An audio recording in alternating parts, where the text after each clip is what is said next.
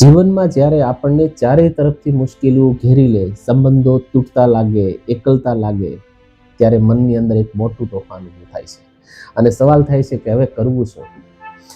આપણે બધું જ આપણી બુદ્ધિથી કંટ્રોલ કરવા માંગીએ છીએ, કંઈક મોટું સાબિત કરવાની દોડમાં સતત લાગેલા રહીએ છીએ, પણ સાચો બદલાવ ત્યારે આવે છે જ્યારે આપણે સ્વીકારીએ કે જીવન આપણી સમજ કરતાં ઘણું વિશાળ છે.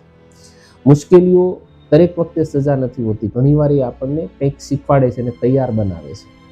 આપણી બુદ્ધિ કહે છે કે હમણાં જ પરિણામ જોઈએ છે, પણ આપણી ચેતના કહે છે સમયને થોડું કાર્ય કરવા દો, એની રીતે એ પરિણામ ઓટોમેટિક આપશે. બુદ્ધિ પૂછશે વિઘ્ન કેમ આવ્યું, ત્યારે ચેતના કહે છે કે વિઘ્ન મને શીખવી રહ્યું છે. યાદ રાખો, જીવનમાં સૌથી મોટા જવાબો દોડવાથી નહીં, શાંતિથી થોભવાથી મળે છે.